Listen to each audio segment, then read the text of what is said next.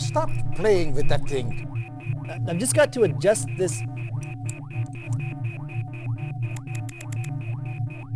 Give me the sequence calculations. Now!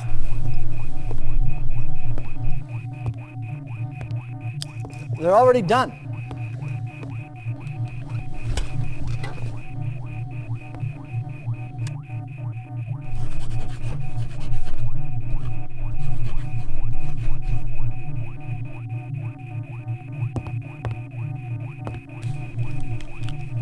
I wonder if it will be raining. Stand by.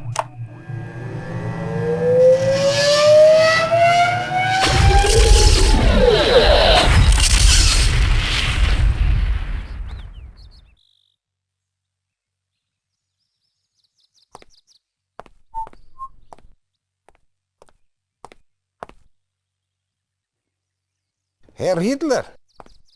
Ja, was ist los? Ich habe keine Zeit, hier rumzustehen. Ja, ich verstehe.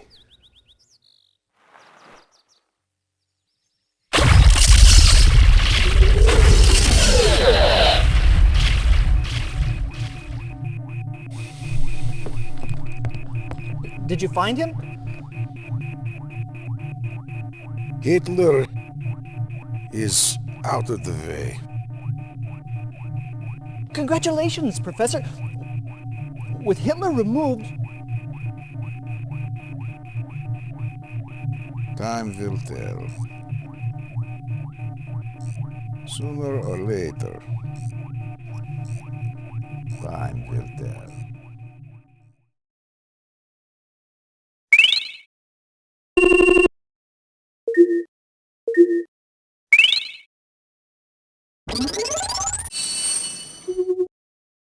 Welcome back, Commander.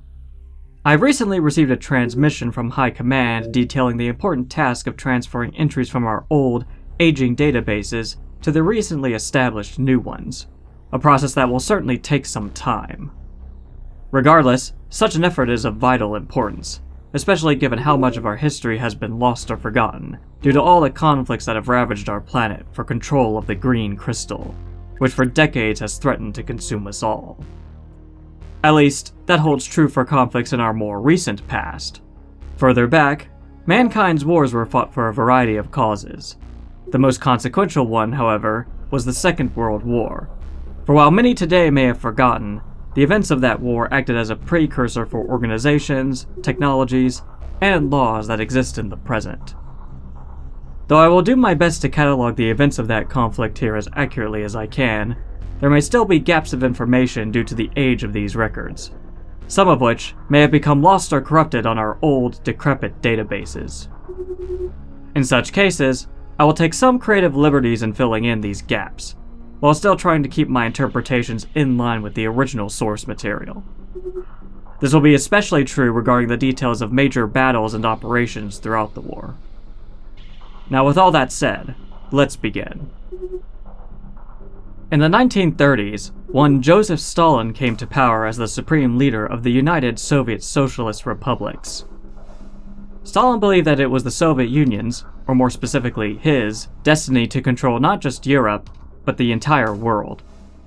Thus, he set to work assembling a massive military force to make this vision a reality.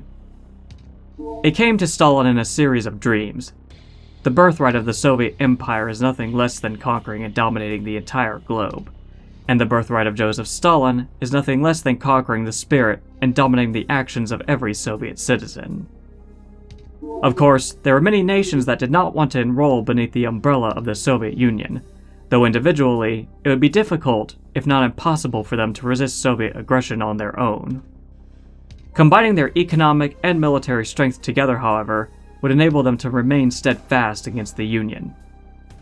This unified group of First and Second World nations were known as the Allies, whose ideology was simple: to resist Soviet aggression against any First and Second World powers, and uphold ideals defined in the World Association of Nations Charter. For years, the Allied nations and Soviet Union built up their armed forces, amassing them along their respective borders. Before war inevitably broke out between the two, we should take a look at their economic, military, and political strengths. Enlisted forces of the Soviet Union exceeded 14 million. Non-regular forces, including police and NKVD, were about 7 million. The Union's base of operations was the entire Euro-Asian peninsula, with command outposts identified in Moscow, Kiev, Stalingrad, Khartoum, Karachi, and Da Nang. The Soviets' economic strength consisted of considerable operating assets, believed to be in excess of 486.2 billion Swiss francs. Their political strength was another important factor. Since every person in the Soviet Union must be a member of the Communist Party, an incredible agent network of over 200 million citizens had infiltrated the governments of most Pan-African, Pan-Indian, and Pan-Asian governments, with suspected strongholds in Mexico City and Vancouver. Other organizations that had affiliations with the Soviet Union were the World Democratic Society, Asian Defense League, and the Freedom Consortium. The military junta that comprised the Allies had enlisted forces of about 3.4 million. Non-regular forces, including guerrilla and resistance forces, were about 1.7 million. Details on Allied armament were classified per DEFCOM document 177.4, a copy of which has never been found.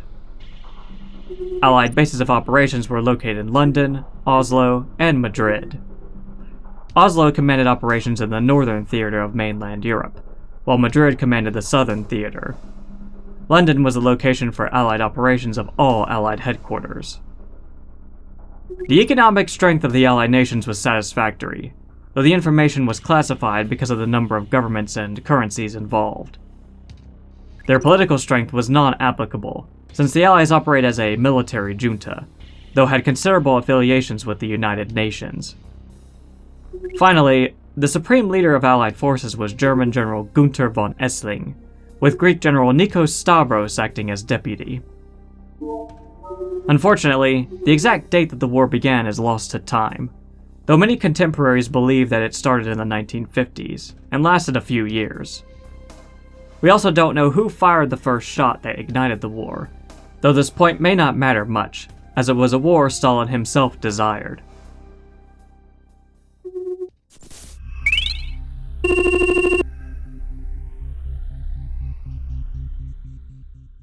At the beginning of the war, Soviet forces steamrolled through Allied lines, taking swaths of territory in a matter of weeks. Even worse, the Soviets had managed to capture Albert Einstein, one of, if not the most brilliant scientific mind at the time. Einstein had been working with the Allies to develop new technologies that they could use against the Soviet Union. Einstein was a valuable asset to the Allied cause, and a mission was hastily put together to rescue him, led by a newly appointed commander, who went under the codename of Field Commander A9. The missions this particular commander was assigned will be the primary focus of this report, as his victories were pivotal to the Allied cause.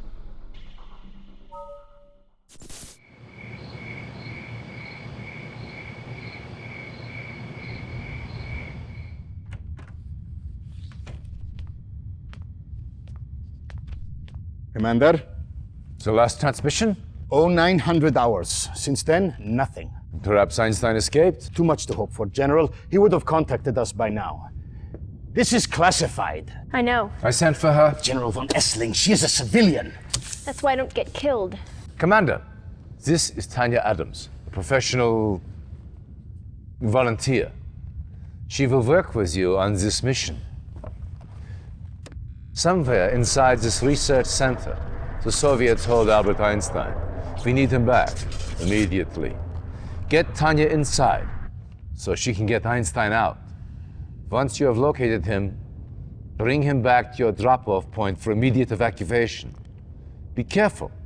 The base is heavily fortified, but not invincible. Their weakness is power. Black out the base and nothing will stop you. Good luck.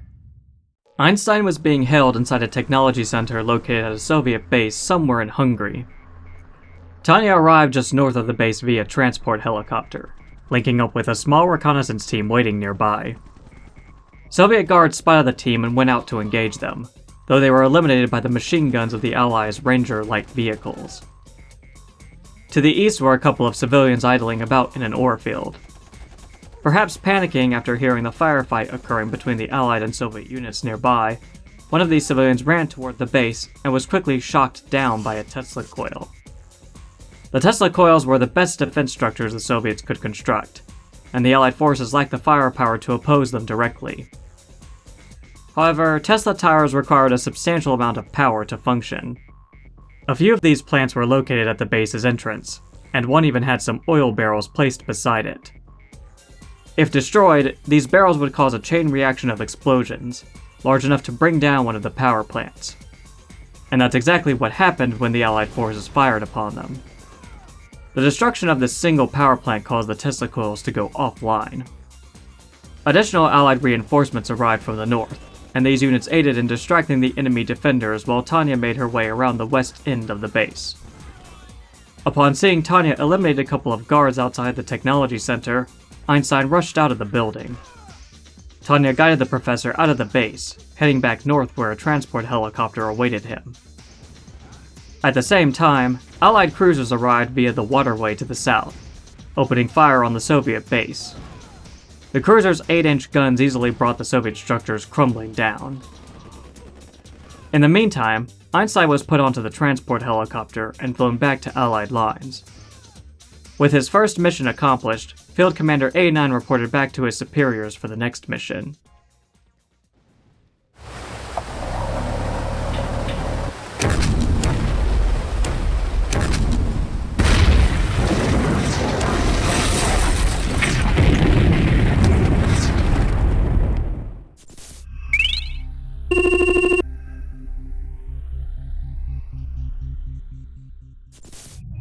Soviet aggression has increased tenfold already.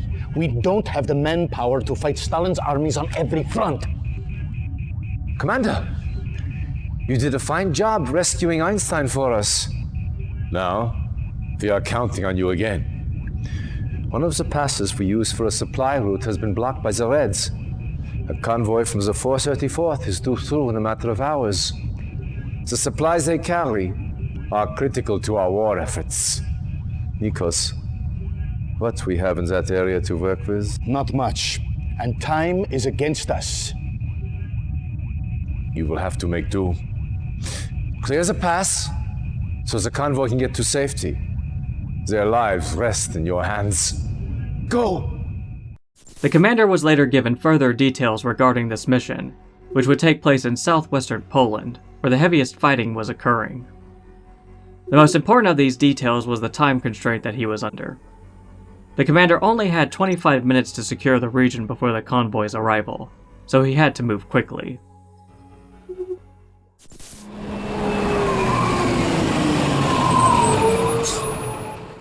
The commander's forces arrived in the mountain pass from the northeast.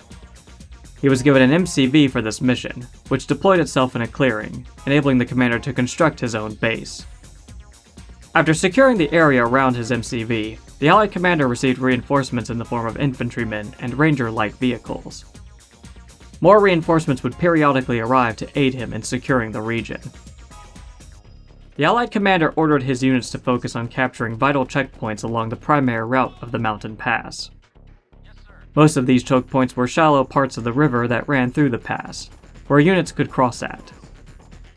Others included a crossroads in the southeast corner of the pass, and another entrance into the pass located in the northwest. Commander A9's forces went up against Soviet infantry, who weren't expecting such a substantial Allied force to challenge them. Moving quickly, the commander's forces were able to secure the primary route that ran through the pass. Reports vary as to what happened after the route was secured. One claims the commander left the Soviet base located in the middle of the pass alone, making sure that no units could break out from the base to retake the road. Another report, however, claims that Commander A9 launched an attack on the Soviet base, completely destroying it. If the latter happened, then he would have reported the success to the convoy of supply trucks, who would enter the pass faster than their initial arrival time. The supply trucks would arrive at the northwest entrance, and make their way along the road southward, before heading east, ultimately exiting the pass in the southeast. The successful delivery of supplies meant that Allied forces on the front line could hold out against the Soviet offensive for longer. which bought them valuable time to come up with a new strategy to defeat the Red Menace.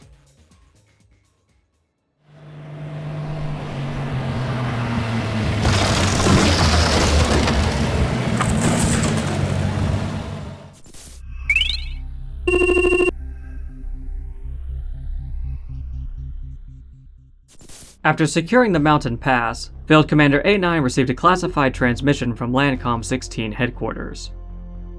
In this transmission, Allied intelligence recon showed heavy Soviet movement in the commander's area of operations within Poland. There were nearby bridges that needed to be destroyed as soon as possible, for they were key to the Soviets' advancement. The Field Commander would again work with Agent Tanya for this operation. Now, there were quite a few bridges located near the Polish-Soviet border, and the ones that needed to be destroyed were specifically in the north and south regions of the country. There are conflicting reports as to where Commander A9 and Tanya were sent, but I believe it was the southern site, which I'll explain later.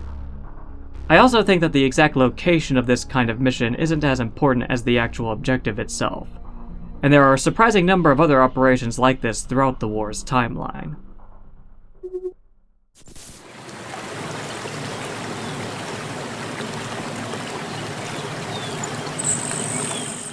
Following her arrival in the region, the commander guided Tanya southward. After taking out a lone sentry, Tanya saw a supply truck and began shooting at it. She knew her pistols couldn't destroy it, but the explosive barrels nearby could. Attempting to flee, the driver drove too close to the barrels, which Tanya then shot at, causing a chain reaction of explosions that destroyed the truck, and another Soviet soldier nearby. A crate from inside the truck survived the explosion. Before picking up the crate, Tanya had to eliminate a couple more soldiers who arrived to investigate the explosion. In addition, an Allied medic who was hiding out inside a nearby civilian building emerged to meet Tanya. He would stay with her, dressing any wounds she sustained in combat. Inside the crate was about 2,000 credits, which could be of use to the commander later. Tanya and the medic soon came across the first bridge. Using her C4 explosives, the bridge was easily brought down, along with a Soviet grenadier attempting to stop Tanya. As they were ordered to move eastward, another Soviet soldier appeared from behind a grove of trees, but was quickly gunned down. After taking out another enemy soldier, Tanya could look down a slope to the north, where a small Soviet outpost was located. She noticed 4 Allied engineers being held prisoner here. If freed, they could aid the commander in achieving the mission. Further east, Tanya spotted a couple enemy soldiers standing by a church, along with a ranger. After eliminating the soldiers, Tanya found a resistance fighter inside the ranger. At first, he refused to aid the Allied team in their mission, but must have changed his mind later, as he drove past the team while they were moving northward along the upper slope. The resistance fighter was stopped at a checkpoint, guarded by a couple more enemy soldiers and 3 heavy tanks. Tanya took out the 2 soldiers while they were distracted questioning the driver. Shooting nearby explosive barrels, the heavy tanks were destroyed, clearing the checkpoint. The ranger sped through the checkpoint toward a flame tower, crashing into the structure. The ranger, tower, and a grenadier were killed in the resulting explosion. At first, Tanya thought this sacrifice was unnecessary, but would later discover the resistance fighter had not died in vain. From her vantage point on the upper slope, Tanya fired down on some explosive barrels, which destroyed a flame tower and a Soviet barracks. This enabled Tanya to make her way down the slope and enter the outpost from a northern entrance that the flame tower had been guarding. Eliminating the rest of the Soviet guards, the engineers were now freed, and joined up with the team. The team was ordered northwest toward the second bridge. Along the way, a Soviet plane flew overhead, paradropping troops upon a nearby hill. Noticing the barrels conveniently placed atop the hill, Tanya destroyed them, causing an explosive chain reaction that killed the paratroopers as they reached the ground. With his immediate threat dealt with, Tanya destroyed the second bridge. Heading northeast, the team discovered a second Soviet outpost. Thanks to the sacrifice of the resistance fighter, the team was able to enter the base in an opening where one of the flame towers used to be. After eliminating a couple grenadiers, Tanya noticed an injured medic being held prisoner among some explosive barrels. After drawing out and eliminating the Soviet guard, the injured medic received aid from his counterpart. Tanya then proceeded to level the base, destroying the barracks with the explosive barrels and planting C4 charges on the rest of the buildings. Soviet reinforcements were paradropped in, but were easily defeated by Tanya. Though the outpost's power plant had been destroyed, the surviving flame towers were still functional, preventing the team from crossing the stream westward to reach the rest of the bridges. The nearby submarine pin was the only base structure left standing, and the commander ordered the engineers to capture the pin. Using the credits Tanya had acquired from the supply truck earlier, the commander was able to build a naval transport from the pin. The team was loaded onto the transport and made their way through the waterways around the mainland. While sailing north, they noticed reinforcements in the form of light tanks arriving in the region on an island. After helping the tanks eliminate a squad of Soviet paratroopers, they were loaded onto the transport. The team exfiltrated the transport after making landfall on a beach at the north end of the mainland. The light tanks used their guns to create a hole in a fence of barbed wire. Moving through this opening, Tanya acquired the contents of a nearby crate. The team then headed east, taking out more Soviet troops, and destroyed another barracks using nearby explosive barrels. Tanya noticed more explosive barrels on the other side of the river, where the third bridge was located, followed by the fourth bridge just a little further away. The explosion from the destroyed barrels caused the third and fourth bridges to become heavily damaged. A company of approaching heavy tanks attempted to cross the fourth bridge, though it collapsed before they could do so. Tanya then destroyed the last bridge, completing the mission.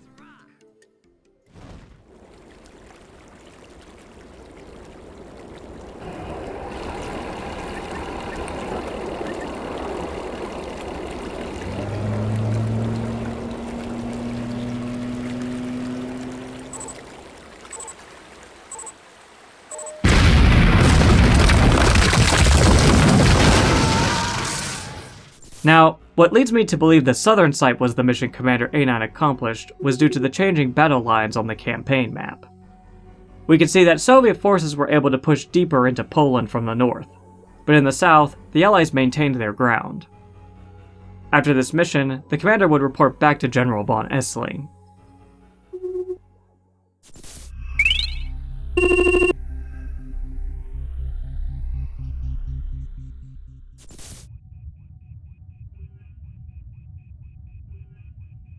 Commander, I wish I could say I had good news, but not all of our battles fared as well as yours. The Greek front is collapsing, and Germany is all but taken. However, not all is lost. Your efforts have hampered Soviet progress in this area. The bridges you destroyed have caused the Soviets to redirect their forces through a certain mountain pass that I believe you are familiar with. They are gambling that you will not be able to stop them a second time. Prove them wrong. Stavros. Expect a heavy concentration of Soviet armor. The base you established is still standing. Get it up to speed as quickly as possible. We're counting on you to keep the Reds from breaking through.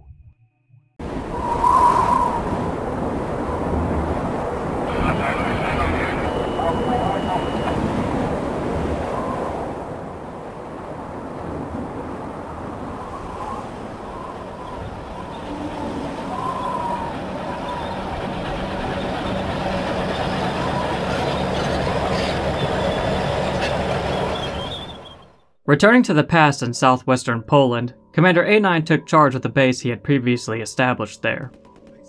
He arrived just in time, as Soviet paratroopers landed just outside the base and began assaulting it, particularly from the north. By the time he was able to call back some of his units guarding the pass as checkpoints, he had lost one of his power plants. The commander resolved to fortify his position, ordering more units out along the main road of the pass to return to base. Strafing runs conducted by Soviet yaks proved to be quite a menace for the Allied commander, constantly harassing his ore trucks. However, he was able to trace the yaks back to their airfields, allowing him to pinpoint the location of a Soviet base that had been set up in the northwestern region of the pass.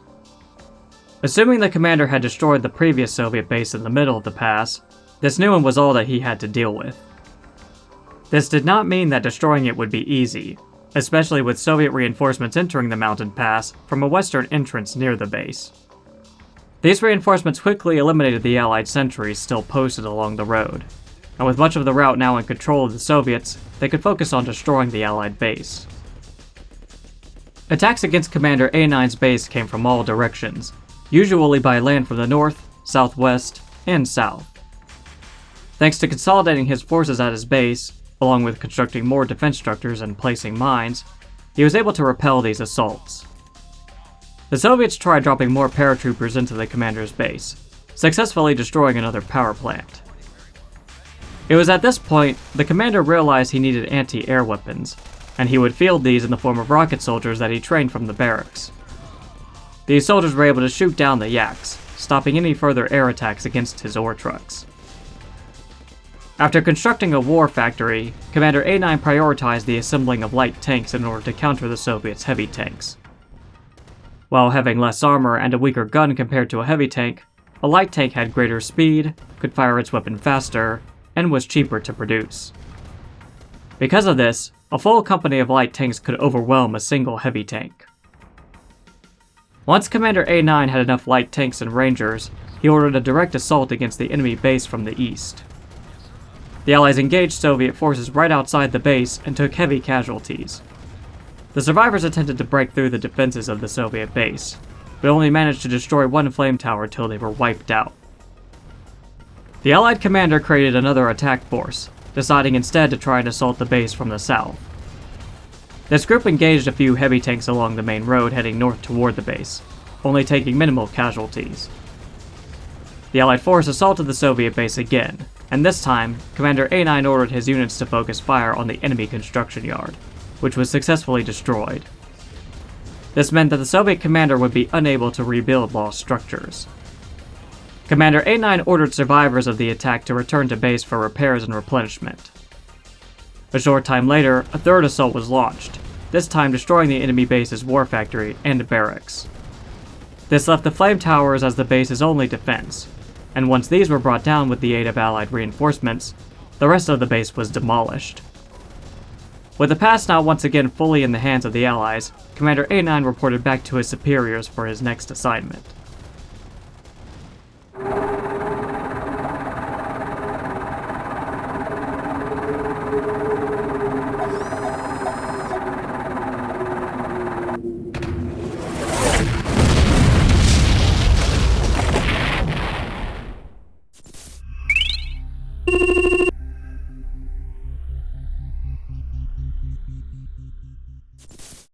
Government leaders have abandoned the capital and are now hiding in exile. Information out of occupied Athens has been sporadic, but Soviet forces are indeed in control of the capital as well as much of the outlying territories in Greece. In the city, fighting among Allied and Soviet troops continues, but the Allied death toll is rising rapidly. Now it remains to be seen if Allied forces will be able to weather this onslaught intact. Reacting to this latest assault, Allied diplomats led the United Nations in a 281-7 vote that, in approving a unique military funding initiative aimed at increasing global Allied support. This proposal calls for the formation of a global defense agency to be temporarily established in an as-yet unnamed European capital. Indeed, in control of the capital as well as much of the outlying... Sounds bad, does it not? Well, it is. But Stalin has just written his obituary. At last, this will help us galvanize the rest of the world against him. Yes, we have lost Greece, but we are not out just yet.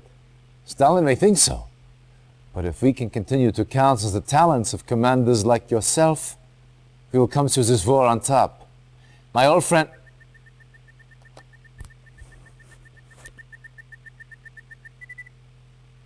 One of Tanya's men. She found something.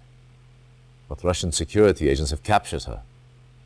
They will almost certainly take her back to Moscow. We must get her back. She has vital information on the Iron Curtain project. That information could help tip the scales in our favor.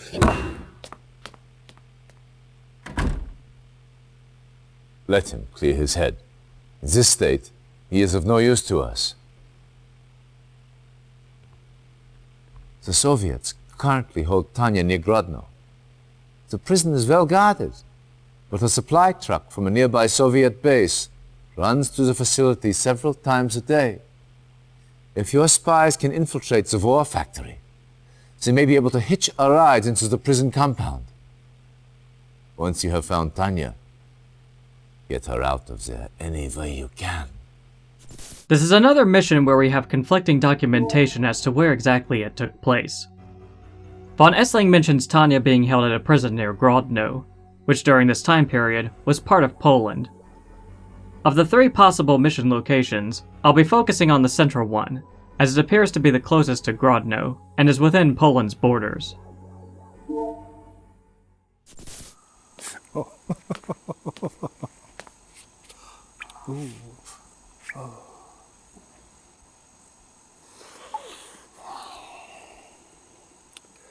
Such a pretty face. Where is Professor Einstein? I was hoping you'd say that.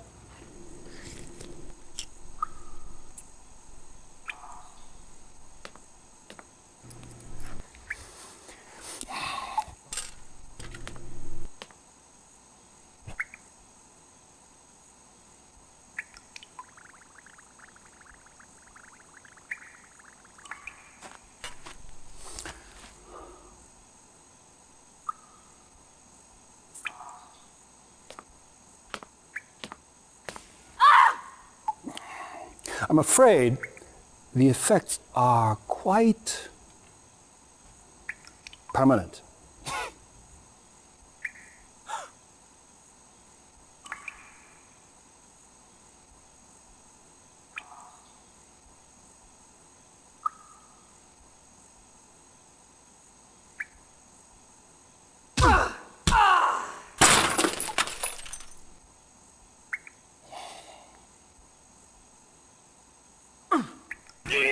The spy arrived on scene via naval transport. Just to the north of him was a small Soviet base where the supply truck he needed to commandeer was located. This base was heavily guarded by attack dogs, who would not be fooled by the spy's disguise.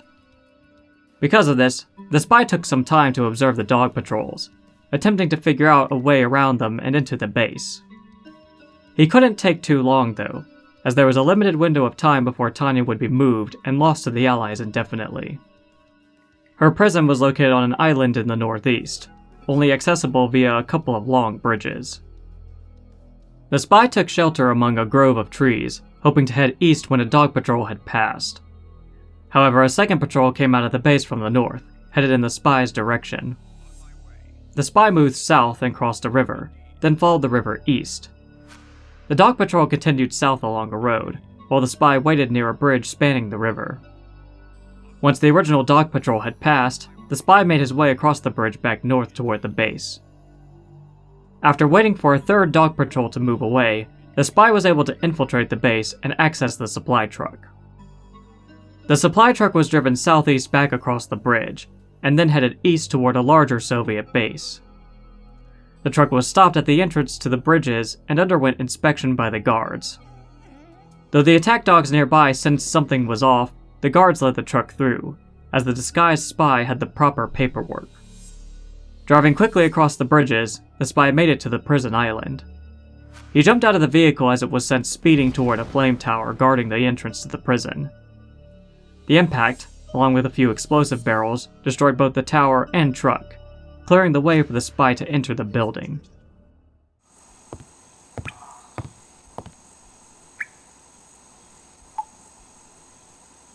So very pretty, but oh so stubborn.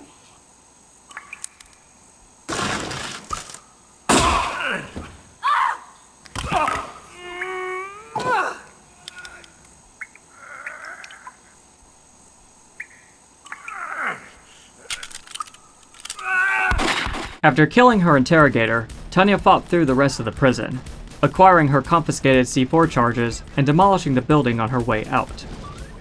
Soldiers sent from the Soviet base in the south arrived to investigate, but they were swiftly gunned down by Tanya. She then focused on destroying the 4 SAM sites on the island, as these were preventing the rescue helicopter from arriving.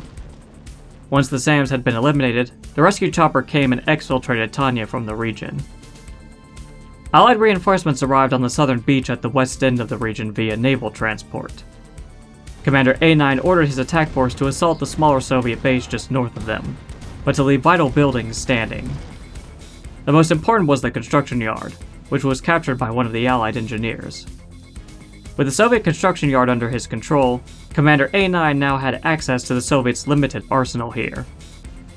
The commander used the rest of his engineers to capture the war factory, barracks, and submarine pen. The Soviet forces stationed at the eastern base weren't just going to sit idle and allow the Allied commander to build up an attack force using their own weapons, and so made constant counterattacks against him. To reduce these assaults, Commander A9 built his own heavy tanks and used them to target the enemy ore truck mining the field just to the east of his base. By denying the Soviets valuable ore, they wouldn't have the necessary funds to keep producing units with which to assault his base. Once Commander A9 had built up a substantial force of his own, he ordered them to destroy the eastern Soviet base. Allied-controlled V-2 rocket launchers destroyed the base's flame towers. The Allied heavy tanks then moved directly into the base, engaging enemy units, whilst the Allied V-2s focused on destroying vital infrastructure. With the destruction of the Soviets' war factory, barracks, and construction yard, the rest of the buildings were hastily disassembled, with the remaining Soviet units eliminated by Allied forces, resulting in another victory for Commander A9.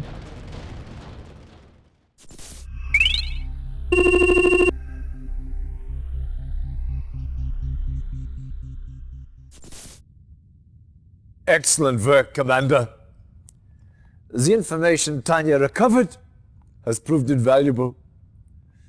Would you not agree, Stavros? Yes.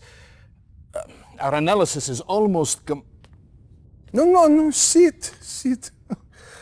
I'm late. I apologize. My watch is not working. Professor Einstein, this is an honor. General Nico Stavros. Yes.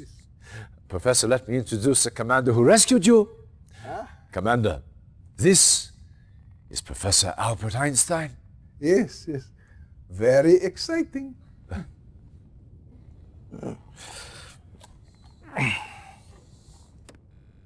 These are reconnaissance photos taken near the Aegean Sea. Professor, perhaps you can help us identify the specifics? From what I've had a chance to read, this is Stalin's main research laboratory. They are working on a new kind of defensive system.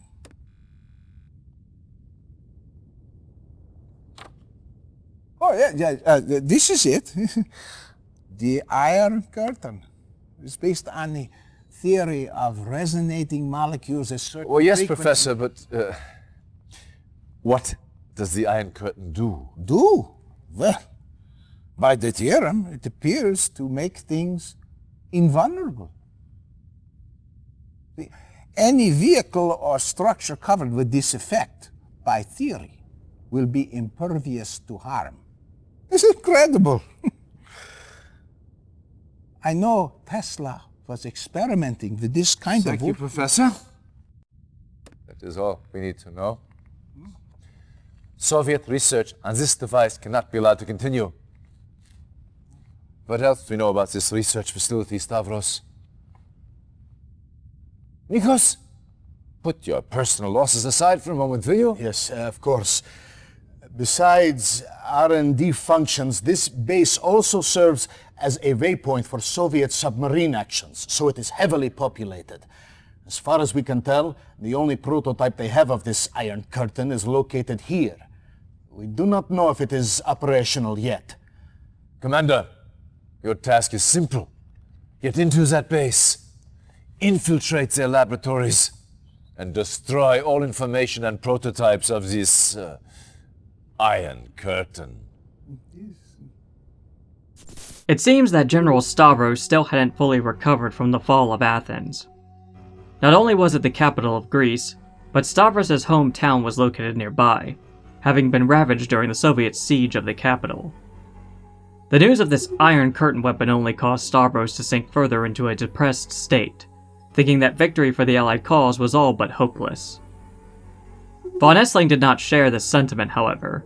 Moping around wasn't going to win this war, action was, and it was up to Field Commander A9 to put an end to this Iron Curtain project. There are conflicting reports as to where this mission actually took place, but I'll be focusing on the southern location, since the base itself was located on an island, many of which can be found in the southern region of the Aegean Sea.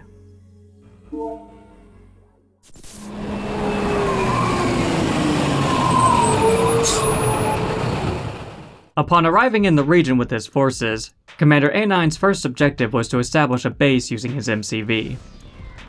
While the southern area that his forces arrived from had a large ore field with some gems, it left little room to build a proper base. He came under attack by Soviet infantry from the north, who crossed a long land bridge to meet the Allied forces. Utilizing a couple of gunboats, the commander sent them ahead to scout the area. The gunboats found and destroyed a couple of flame towers and a heavy tank, defending the opposite end of the bridge. With these defenders dealt with, Commander A9 sent his units across to the other side, where he found plenty of room to establish his base. Shortly after this, he came under attack by Soviet units located at a nearby outpost just to the east. In addition, Soviet yaks constantly strafed his base, threatening to destroy any buildings he'd just constructed. As soon as he was able, Commander A9 recruited a spy and ordered him to infiltrate the Soviet radar dome at the eastern outpost. Intel inside this building enabled the commander to discover the exact locations of the Soviet technology centers. With this intel in hand, the Allied commander destroyed the eastern outpost. This allowed Commander A9's ore trucks to access more resources located in the south. Reviewing the stolen intel, the commander noted that there were 2 technology centers located on an island just north of his base. One tech center was on the south side of the island, and the other was on the eastern side. High Command only required that he use a spy to infiltrate one of these tech centers. Commander A9 soon constructed a naval yard, and began building gunboats to clear the waters of Soviet submarines. These boats would also scout the coastline of the northern island, in search of a good place to land units. Despite destroying the eastern Soviet outpost, Commander A9's base would still be attacked by land thanks to enemy naval transports disembarking units across the various beaches of his island. The gunboats discovered a bay on the northern island where the Soviet submarine pen was located. However, this area was heavily fortified with Tesla coils, making it a suboptimal beach to land Allied units on. Further scouting of the coastline revealed a beach on the southwestern end of the island, only guarded by 1 Tesla coil. Though still not optimal, it was better than the alternative. After loading units onto a couple of naval transports, Commander A9 sent them over to the southwestern beach. Disembarking, his units immediately engaged and destroyed the Tesla coil. However, they didn't get far inland until encountering more defenders composed of mammoth tanks, one of the most feared units in the Soviet arsenal. While the Allied tanks clashed with the Soviets, the APC transporting the spies raced over to the southern tech center. These spies were able to infiltrate the center, sending whatever intelligence they gathered back to the commander. With this objective complete, all Commander A9 had to do now was destroy the rest of the Soviet forces. This would prove to be a difficult task that would require the commander to make multiple assaults on the island. On top of that, the Soviets increased their strafing runs against his base, requiring him to deploy additional anti-air weapon systems. The Allied commander committed another assault on the northern island, this time on the beach near the submarine pen. Though this assault failed to secure the island, it resulted in the destruction of the sub-pen and the construction yard. At the same time, gunboats were used to destroy 3 advanced power plants on the eastern side of the island. A third and final assault proved successful, first with the destruction of the Soviet airfields, then the refinery, next the Eastern Tech Center, and lastly the war factory. The remaining Soviet units were mopped up, resulting in another mission accomplished for the Allied commander.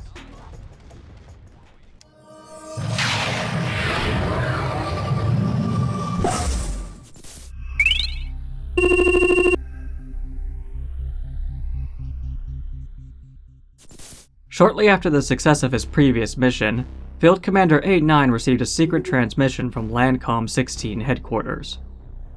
In this transmission, Landcom had intercepted a Soviet communique indicating that research on the Iron Curtain was set back by espionage.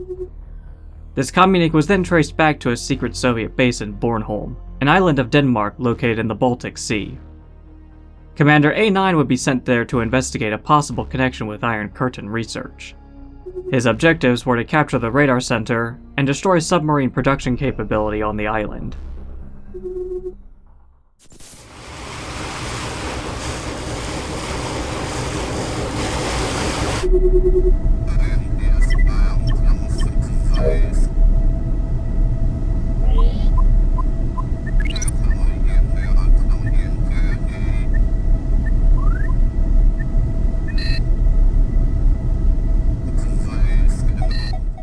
The commander's units would make landfall at the west end of the island. A reconnaissance team that was already on the island laid down green smoke to identify the drop-off point. This team was shortly eliminated by pursuing Soviet infantrymen. Upon encountering the Allied units that just made landfall, the surviving Soviet units retreated to warn their own commander of the Allied beachhead. After deploying his MCV and constructing a few buildings, Commander A9 received reinforcements that were dropped off on the nearby beach. He would need these reinforcements, as Commander A9 would soon discover that his Soviet counterpart was highly experienced, and would not relent in sending attacks against his nemesis. These attacks included naval landings near the Allied base. Not only would these attacks come from the western beach, but also from a beach just to the northeast of the base. Attacks from Soviet aircraft were also directed against the Allied commander, from strafing runs conducted by Yaks to missile strikes launched from fast-flying MiGs, usually supporting the standard ground assaults coming from the south.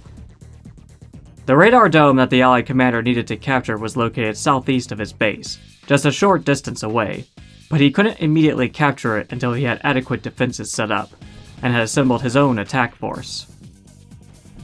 Once he had, the attack group destroyed the Soviet defenders near the radar dome, making way for engineers to capture the structure. With this first objective complete, Commander A9 could now focus on his second objective, which was to locate and destroy the Soviet submarine pens. As Commander A9's ground forces continued to push eastward, he ordered his naval fleet to make their way around the north side of the island, staying near the coastline. Along the way, the fleet was to destroy any enemy submarines they came across. Many subs were encountered, which slowed the fleet's progress. As the fleet came upon the northeastern point of the island, they found the Soviet base. This seemed to be the air base, though, as no sub-pens had been sighted. The fleet was ordered to continue east and then head south around the island, but this proved to be a difficult maneuver, as a Tesla coil and V-2 rocket launcher destroyed any ships attempting to sail by. Having now assembled a substantial ground force, the Allied commander assaulted the Soviet air base, using his naval units to provide offshore fire support. He ordered his ground units to focus fire on the construction yard and war factory, destroying both, though they couldn't finish off the rest of the base due to high casualties. A second assault proved more successful, with the entire Soviet airbase being destroyed, even as new structures were being rebuilt. Such reconstructive capabilities could only be achieved if there was a second construction yard nearby, and the Allied commander discovered that indeed there was. It was located just south of the airbase, supporting the submarine pens nearby. A two-pronged assault was launched, one by land and the other by sea. The naval fleet would deal with the remaining submarines, before focusing on their pens, while the Allied land force would eliminate the construction yard and any other surviving units and structures. With the last of the submarine pens destroyed, Commander A9 had achieved his secondary objective, completing the mission.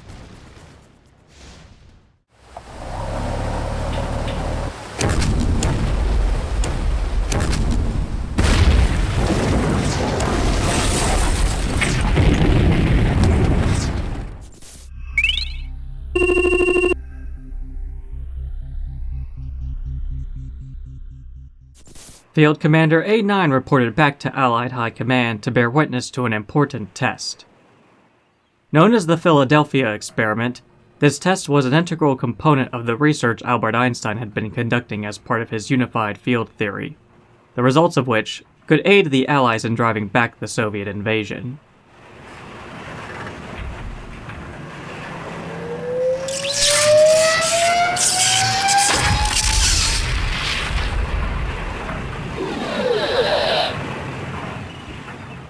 Incredible! We made it disappear and reappear, but with very little control. We lost some men. But do you have the control problem solved? That is the heart of the Chronosphere project. This is where you come in. I wanted you to see this, so you understand the importance of your next mission. The Chronosphere is being tested here, at a research center outside Leich. The Soviets recently learned of its location and have begun bombing it regularly. You must protect this research site. And the scientists working inside. Get to the base immediately and fortify it. We would evacuate the base, but months of preparation would be wasted. The buildings and their contents must remain operational until the experiment is complete. According to the information we have, there are 2 possible locations for this secret research center, though the one that is closest to Liechtenstein, the southern point on the map, is the correct one. Additional information presented to the field commander indicated that he had to defend the research station for a specified amount of time, 45 minutes to be exact. At the end of this timer, the vital experiment would be completed. In addition to ensuring that the Chronosphere and Technology Center were still standing, the commander needed to maintain enough power at the base, or else the experiment could not be conducted. So making sure there were enough power plants at the facility was an additional priority.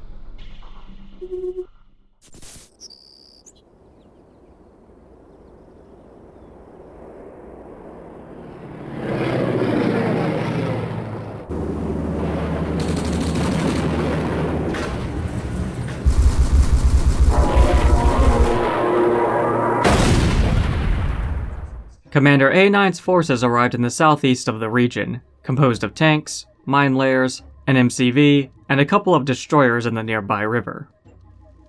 The research station was located to the north and came under heavy attack by Soviet aircraft. While the Chronosphere was left largely undamaged, heavy bombers had managed to destroy a couple of power plants, putting the base into a state of low power. This meant that the test couldn't be conducted when the timer reached 0, so it was imperative that the commander get his MCV over to the base and reconstruct the power plants. As Commander A9's units moved west along the riverbank, they encountered a Soviet armored company blocking their advance. The Soviets must have known the Allies would send reinforcements from this route, and with no way to go around them, the Allied commander's units would have to go through them. The Allied force succeeded, though took moderate casualties in doing so. Arriving at the research station, Commander A9 immediately deployed his MCV, and went to work constructing unit production buildings and advanced power plants. Though he was able to re-establish sufficient power to the base, Commander A9's power plants were still under threat from bombing runs conducted by Soviet heavy bombers. The commander got his war factory up just in time to assemble some tanks to aid in defending the base from an enemy assault coming from the west. A large ore field was located here, so it was vital that the commander also protect his ore truck too. Once this assault was repelled, he had to shift his units to defend the south side of the base, which had also come under attack. In some cases, the enemy units would just rush past the defenses, going straight for the Chronosphere itself. After successfully defending against the southern assault, the Allied commander received word from one of his officers that there was a damaged technology center near a civilian town just east across the river. Wanting to investigate, the commander constructed a naval yard and assembled a transport to ferry an engineer across the river. Landing on a beach near the town, the engineer spotted the tech center. After making his way inside, the engineer repaired the damaged building, which allowed him to establish contact with an Allied airbase outside the region. This airbase would aid Commander A9 by sending in attack helicopters to periodically harass Soviet forces in the region. Thanks to satellite reconnaissance, the Allied commander was able to discover the exact location of the Soviet base, situated in the southwest of the region. However, he didn't have enough units to attack the enemy base and defend his own at the same time, so chose to focus on the latter. This proved to be the right call, as the Soviets launched another major attack against the Allied commander, in a last-ditch effort to stop the research experiment. The attack from the south included Soviet Mammoth tanks, which, thanks to support from the attack helicopters, were quickly dealt with, making it easier for the Allied ground forces to take care of the rest. There were no Mammoths supporting the Soviets' western assault, but they had plenty of V-2 rocket launchers, heavy tanks, and infantrymen. Some of the Allied defenders in the south had to shift west to aid in stopping this assault. However, back at the south end of the base, an enemy naval transport snuck down the river and landed a couple of Mammoth tanks on the beach. Thankfully, there were enough defenders there to overwhelm the Mammoths, ending them before they could cause consequential destruction.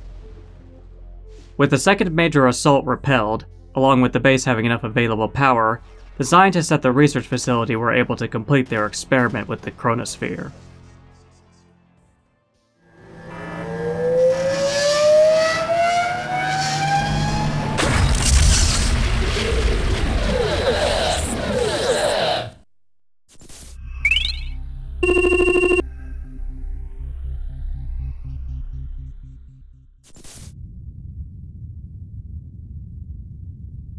Commander, I believe we may well be at the turning point of this war.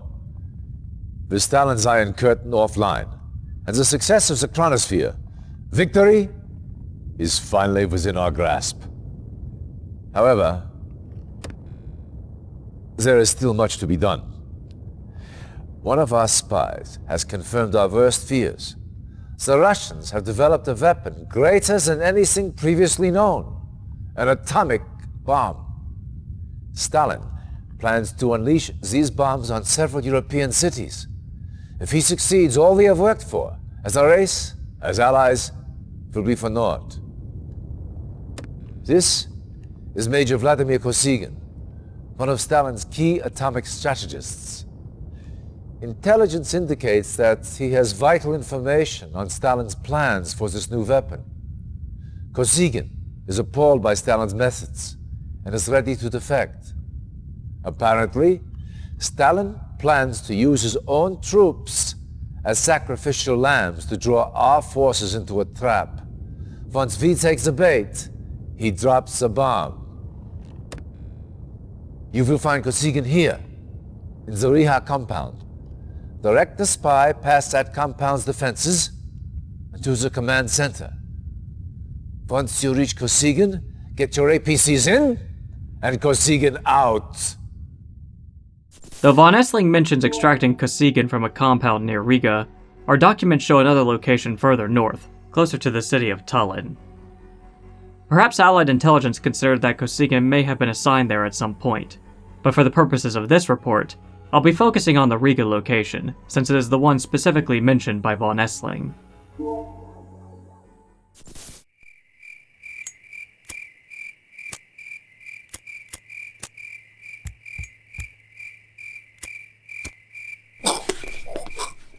Commander A9's MCV arrived in the region by way of a naval transport, which dropped the vehicle off on an island that had already been scouted by a couple riflemen beforehand. It was a good spot to establish a base, as the island had plenty of space and resources to do so. The Soviet base was located somewhere to the north of the island, though the Soviets weren't aware of the Allies' presence. This meant Commander A9 could take time to construct his base and assemble his forces in peace. After his base was well established, Commander A9 sent a few gunboats out to scout the northern region. A couple of the gunboats discovered land before sailing westward along the coastline, mapping it out as they went. Another gunboat discovered a smaller island that was linked to the northern landmass via a long bridge. A spy was dropped off on one of the beaches located at the southern end of the mainland. Avoiding patrolling guard dogs, the spy discovered the primary entrance to the Soviet base, situated in the northeast part of the mainland. This entrance was heavily guarded, making a frontal assault here difficult, especially since the command center where Kosygin was stationed was located further back into the base. Commander A9 ordered his gunboats to move into a large bay at the northwestern end of the mainland. These boats were soon attacked by a few submarines guarding the bay's entrance. A couple of the boats managed to sail by these submarines, but were quickly destroyed by a nearby Tesla coil next to the submarine pen. Even though all the gunboats had been eliminated, they provided valuable intel for the Allied commander, as he now believed there was a secondary entrance here on the west side of the base that was less heavily guarded, making it a better angle with which to enter the base from. Commander A9 had to move fast to pull off this attack though, as the Soviets were now aware of the Allied presence in the region, though they still did not know how substantial that presence was. Assembling an attack force of medium tanks, naval transports, and spies loaded onto APCs, the commander directed them to make landfall on the small island in the northwest of the region. Reaching their destination, the transports unloaded the units onto the island. A patrol of 2 Soviet heavy tanks engaged the disembarked units. The heavy tanks were eliminated, but not knowing whether they had managed to radio back to HQ beforehand, the Allied units moved hastily across the bridge. Leading the charge eastward, the Allied medium tanks smashed through the side entrance of the Soviet base. Only one Tesla coil posed a serious threat to them, and the tanks focused fire on it until the tower was destroyed. While the tanks fought against the defenders, a spy from one of the APCs jumped out and ran into the command center. Inside, the spy made contact with Kosygin, who ran out the building and jumped inside one of the APCs. With Kosygin in their hands, the surviving Allied units made their way out of the base from where they had entered, moving back toward the small island. As all this was happening, the Soviets sent aircraft to find and attack the Allied base. Commander A9 had built plenty of AA guns with which to defend himself, mitigating the damage these aircraft caused. Meanwhile, the Allied units on the mainland made it back to the small island and were loaded onto the naval transports. While this went on, a couple of cruisers arrived in the region, parking themselves off the coast of the mainland. These cruisers used their long-range guns to bombard the Soviet base, keeping them distracted as they tried to organize a retaliatory naval landing against the Allied-controlled island. The naval transports carrying the Allied extraction force arrived back at their base. Kosygin was brought to the construction yard so he could be properly identified. Once his identity was confirmed, a transport helicopter arrived to fly him out of the region. With his primary mission accomplished, Field Commander A9 pulled his own forces out of the area, and reported back to High Command along with Kosygin.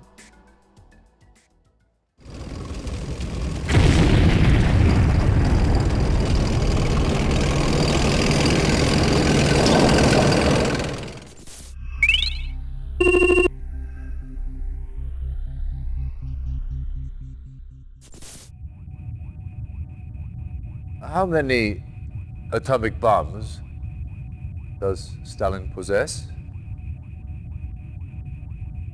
At least 4 2-kiloton warheads are in production. But there is much even I do not know. Much we are not told. Stalin's speech is coming on.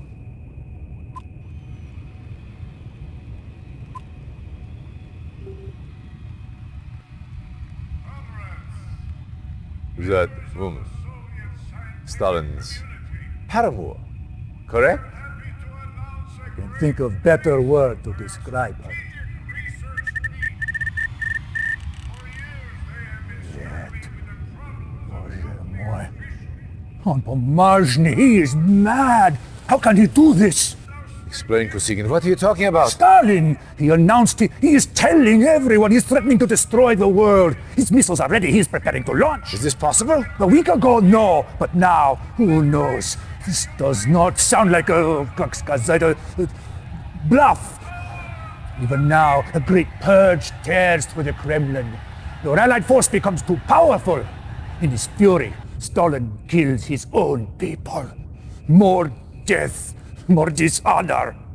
The Russians are manufacturing missiles at this site? This factory's main site.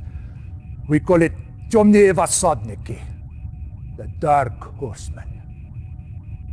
Commander, you must destroy it. Everything. Scorched earth. Establish a base first, then move in on the command center. Get a spy inside, and neutralize launch capabilities.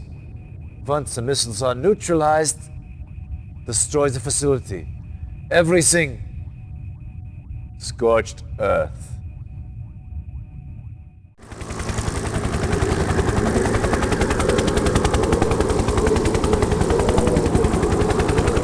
Field Commander A9, along with his division of Allied units, were sent to Ukraine, where the Soviets' Dark Horseman manufacturing complex was located.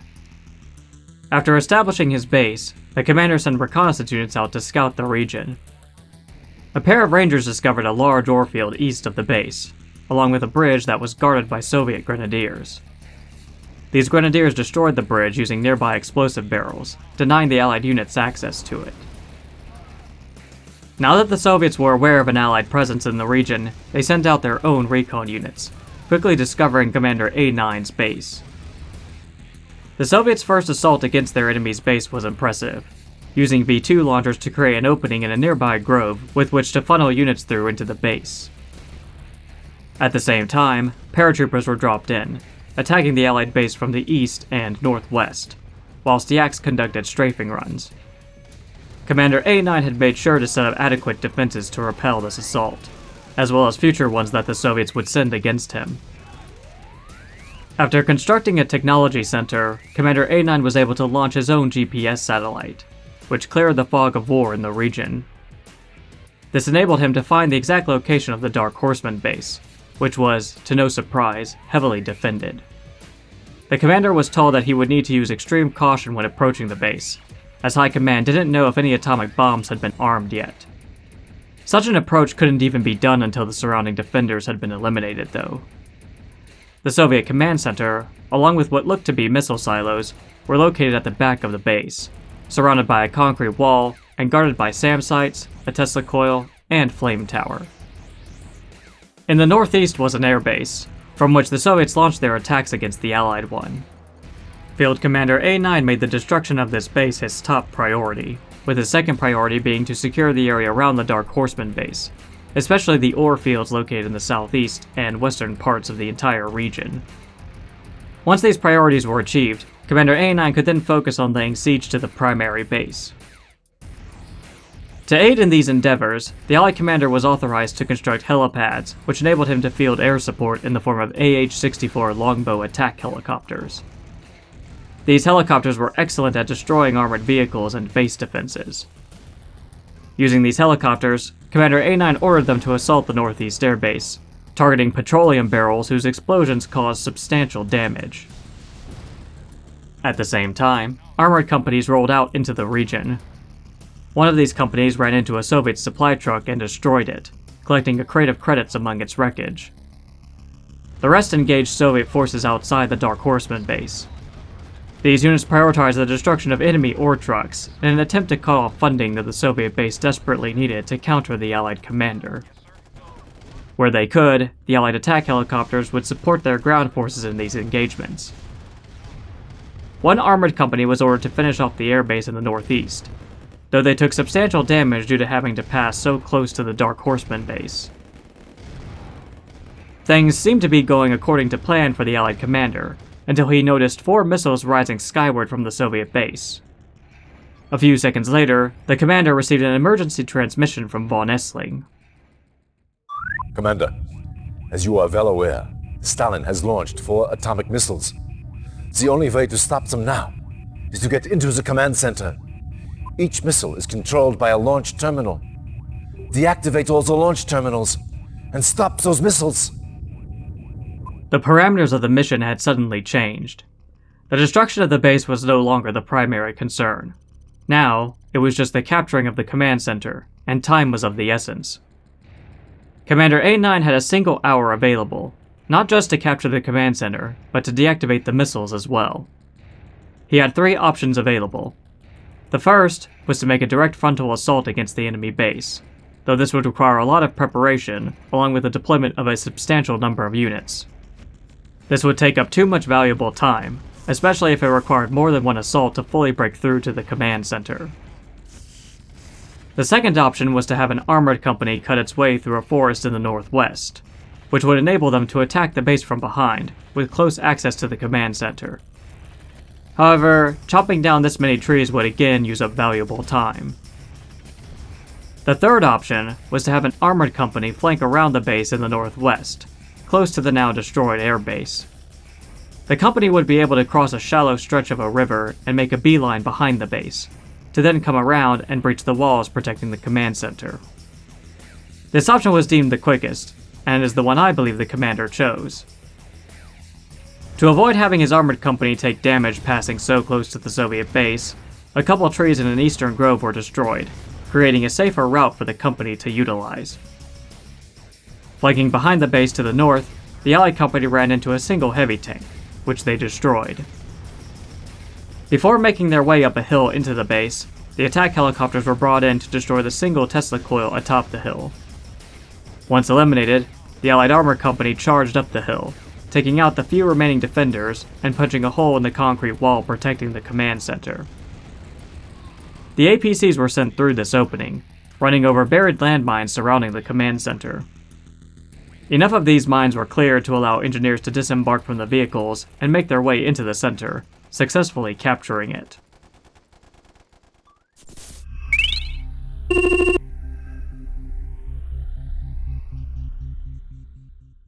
Inside the command center, the engineers discovered an underground facility, which they believed was where the terminals controlling the missiles were located. After updating High Command on the situation, Commander A9 received a short transmission back. He was to get his engineers to the control centers to deactivate the missiles before they reached their targets. The commander was also advised to be on the lookout for enemy technicians, for if kept alive, they could help in locating the control centers.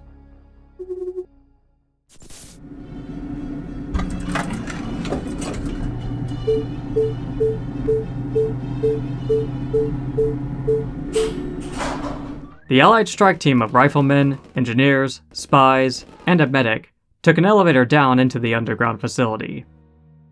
Shortly after the elevator doors opened, they came under attack by Soviet guards. Once all the guards had been eliminated, the team cautiously moved out of the elevator. Unsure of which way they should head first, one of the spies volunteered to scout out the south end of the facility.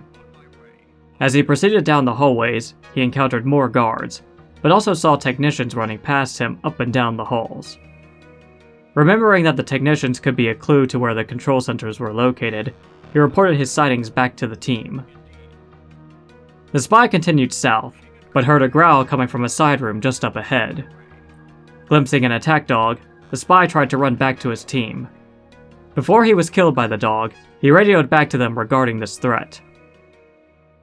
It was decided then that the strike team would move as a group, the last spy taking point, but being near the rest of the team, so that should he encounter any attack dogs, he could guide them into the riflemen's sights. The team moved south, finding the room that the first spy had mentioned. The second spy got close enough to draw out the attack dog, which was killed by one of the riflemen. The team moved forward and engaged a few Soviet troops outside the entrance to the room. 5 of the riflemen then moved into the room, which was filled with crates. These riflemen engaged 2 grenadiers and 2 enemy riflemen here. The Allies lost a couple of their own soldiers in the engagement. They found a technician and tried to interrogate him, but when he refused to cooperate, they killed him before moving on. While the team's riflemen were receiving medical attention from the medic, the spy moved a short distance southward and found a tank depot. A couple of mammoth tanks arrived at the depot from an entrance at the south end. The spy saw a couple of grenadiers arriving behind the mammoths, but both were suddenly killed. To the spy's surprise, Tanya then arrived from the south entrance. Due to the importance of this mission, Tanya was sent in to aid the strike team. She was a welcome sight, as she now tipped the odds in the Allies' favor. Tanya met up with the rest of the team at an intersection just outside the northern entrance to the depot. They decided to move east, but before they could do so, their spy warned them of attack dogs heading their way. As the dogs rounded the corner of the hallway from which the team had come, they were all eliminated. Since the team was running out of time, the spy decided to take the risk of exploring the west end of the facility on his own, while Tanya led the team east. They found a room that was heavily guarded, but Tanya easily cleared the room on her own. In the north of the room was the entryway to a long corridor. As the team made their way up this corridor, they spotted computer terminals at the end of it. Eliminating a single attack dog guarding the room at the end, they noticed one of the missile silos on the right side of the room.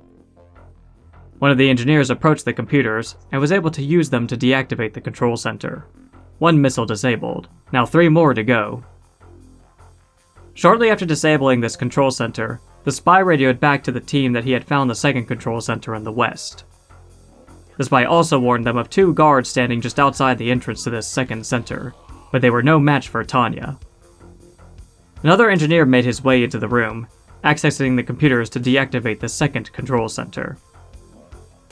The last 2 control centers were now obviously in the north of the facility, and the team made their move in that direction by first backtracking to the elevator. Once there, the spy chose to head northwest, while the rest of the team headed northeast. The team encountered Soviet reinforcements coming down a long corridor to the east, but these were dealt with by Tanya.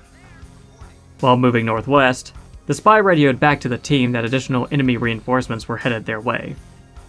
These reinforcements were also eliminated by an awaiting Tanya. As the team moved northwest through a series of corridors, they engaged a couple more enemy patrols. After dealing with these patrols, the team saw what looked to be the third control center. They were right, and the center was deactivated. Now only one remained, and it was most likely west of their current position. Fighting their way through a corridor, the spy radioed in that there were 4 guards standing close to some explosive barrels in a storage room, located just to the south at the end of the corridor. Tanya, of course, took advantage of these soldiers' carelessness. Entering the room to the north, the spy reported that a flame tower was located in the center of it. Though there were a few explosive barrels nearby the tower, he doubted that would be enough to destroy it. The spy did discover a computer terminal in a recess in the wall nearby. Though the spy had no idea how to operate the terminal, he figured one of the engineers did, and they could use it to deactivate the flame tower, assuming they could slip past it in the first place. After reporting his findings back to the team, it was decided that 2 riflemen would distract the flame tower while one of their engineers snuck by it. This plan worked, though at the cost of both the riflemen's lives. From the computer terminal, the engineer caused the flame tower to self-destruct. With this threat removed, the team made their way through the room and into the final control center just to the north, deactivating the last of the missiles.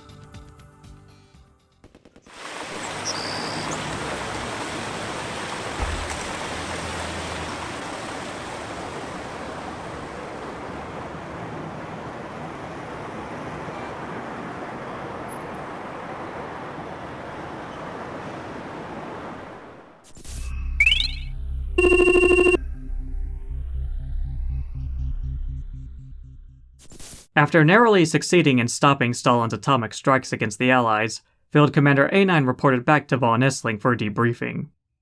That was too close. However, I prefer close to the alternative. If that bomb had gone off, well, let us just say, those of us left would all be learning how to speak Russian about now. Luckily, that is not the case. You and your team have foiled Stalin at every turn. And this was a coup de grace. The information obtained by your soldiers indicates those missiles was the only one Stalin had ready to launch. Was the atomic threat lifted? The time is right to launch our strike on the USSR. Your job is to clear the St. Petersburg area so that our ships can offer naval support to ground forces moving towards Moscow. Start by destroying the Soviet command center here. Once they are cut off from communications with Moscow, clear the naval passage so our ships can move up the river. There are some erroneous discrepancies I found regarding extended briefings for this mission. Whilst von Essling mentions this battle taking place near St. Petersburg, which at the time was called Leningrad, there are reports saying that the Allied warships needed to move up the Volga River, and that there is a bottleneck near Volgograd. Volgograd, however, is located south of Moscow, and at the time was called Stalingrad. Though Stalingrad was a strategic city whose capture was no doubt important to the Allied war effort, it was not related to Field Commander A9's current mission. Furthermore, the Allied warships would be traversing up the Neva River, not the Volga. I can only imagine the reprimanding the Allied officer responsible for assembling this briefing received afterward from his superiors. There are 2 locations indicated for where this mission took place, but I'll be focusing on the northernmost location, as it was the closest to St. Petersburg, aka Leningrad.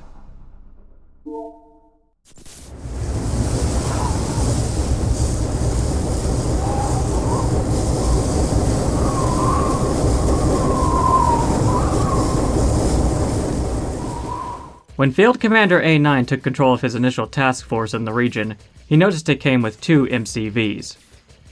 Thinking he may need the second one at some point in the future of this operation, he held off on deploying it. To his east was a large ore field, laced with a few gems, and to his north was another ore field. The commander observed that both these fields lacked an ore mine, so there would be no replenishment of any gathered ore here. On top of all this, he had 2 hours until the Allied fleet arrived, so while not in a rush, he didn't have the luxury of taking all the time in the world. The commander went about constructing his base, which was quickly discovered by the Soviet forces in the region. Air attacks were the only kind they sent against the Allied base, prompting the commander to establish AA defenses. After building a tech center, Commander A9 soon acquired full satellite surveillance of the region, allowing him to discover the first Soviet base to the north of his position. Atop a hill behind the enemy base were 8 advanced power plants. This initially seemed like too much for a single base, until the commander noticed the small island in the middle of the river to the east. This island was fortified with 6 Tesla coils and 3 SAM sites. This small fortress could block the Allied fleet moving upriver, so long as it had enough power, which was being provided by the aforementioned advanced power plants. Since his own ground forces wouldn't be able to reach the Soviet power plants on the hill, Commander A9 constructed several landing pads to support the attack helicopters that he'd need to destroy the plants.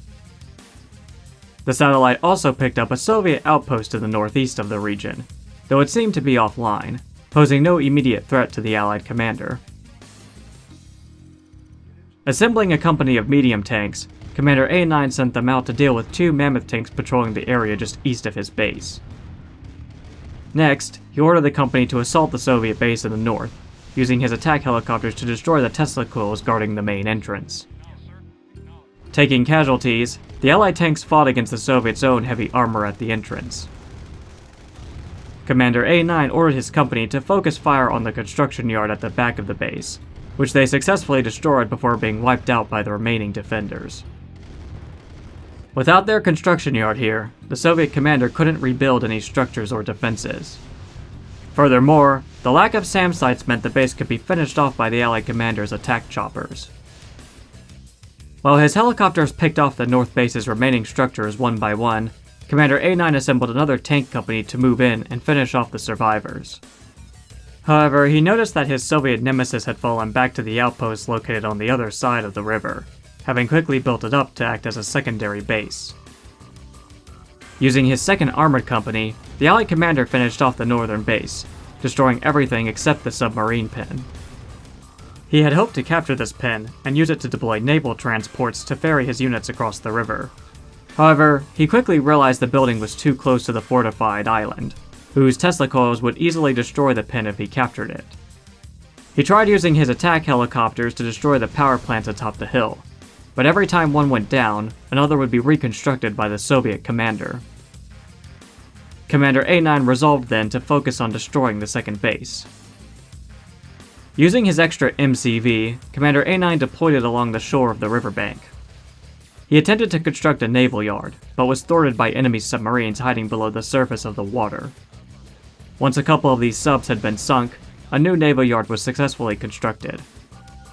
The commander deployed gunboats and destroyers to protect this part of the river from further attacks by enemy subs. Using a couple of naval transports, the Allied commander ferried his tank company to the other side of the river. Supported by attack helicopters, the company made a full frontal assault against the secondary Soviet base. However, the enemy commander made sure to construct SAM sites here, which were able to shoot down some of the attack helicopters. Regardless, the way was cleared for the Allied ground forces to eliminate the Soviet defenders, enabling them to focus on destroying the war factory and construction yard.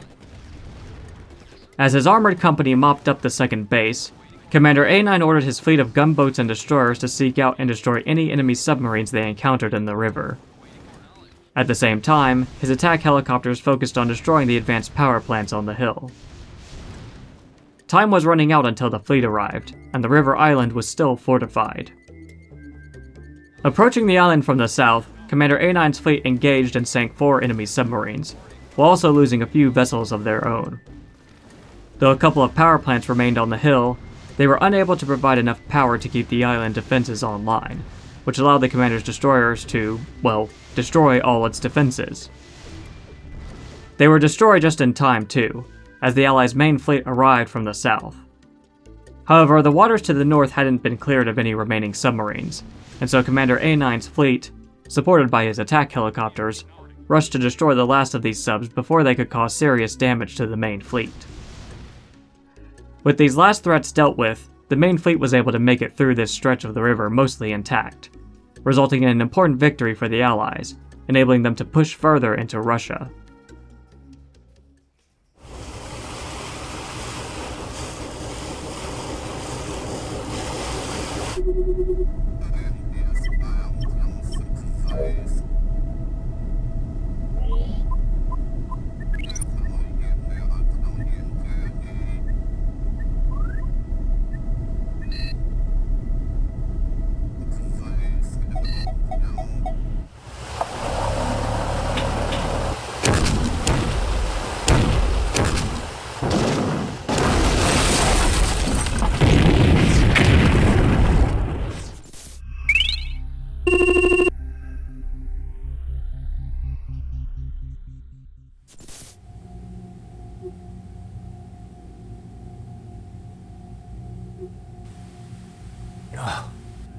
Accursed weather. Welcome to the USSR, Commander. All Allied divisions are at the ready for our final push on Moscow. But we have received some bad news. The Soviets have the Iron Curtain back online and plan to use it to foil our assault. If that was not enough, our spies hint that a more powerful version of this weapon is in the works. I need you to infiltrate the Red Tech Centers so we can gather information on this new weapon. Dismissed.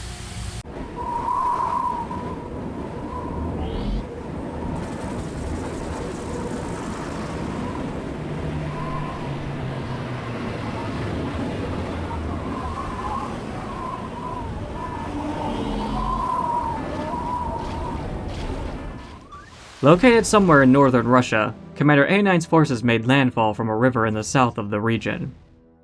A cruiser supported the landings by bombarding enemy units guarding the beach. Once all his forces had made it ashore, the commander set to work constructing his base. He had plenty of resources to the east and west of his position with which to achieve this. The commander took note of a civilian village northwest of his base. However, the civilians here were loyal to the Soviet cause. They would keep the Soviet base to the north informed of the Allied commander's actions, something that could not be allowed to go on. Allied units were sent into the village to eliminate any who were outside their houses. These units received word that the nearby church had a stash of credits, and were able to procure this stash to support the commander's operations here. This action involved destroying the church, only further galvanizing the civilians here against the Allies. As was expected, the Soviet forces in the region launched attacks against Commander A9's base. Much of these attacks manifested in the form of airstrikes, something the commander was more than familiar with by now. However, the real threat came from the Mammoth tanks. On their own, Mammoth tanks were the greatest threat to Allied forces, but when made invulnerable by the Iron Curtain, they were unstoppable, at least until the effect wore off.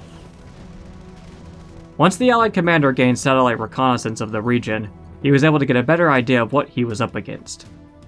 As suspected, there was a Soviet base in the north, which was where the Iron Curtain itself was located, along with a technology center that needed to be captured.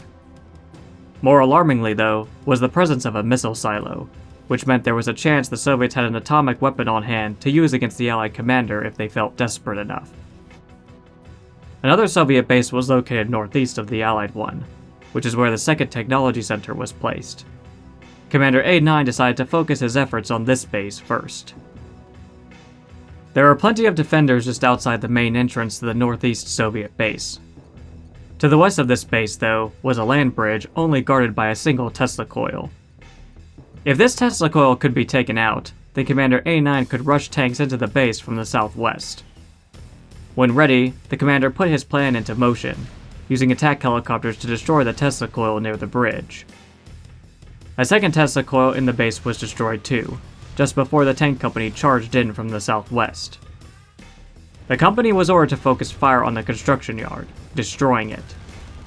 Though the tank company was wiped out, the loss of the construction yard meant the Soviet commander at the base couldn't rebuild any more lost structures from here on. After the attack, the Soviet forces retaliated against the Allied commander in force, with infantry and aircraft.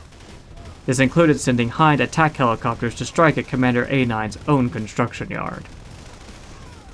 After repelling these assaults, Commander A9 sent a new armored company into the northeast base to finish off what was left.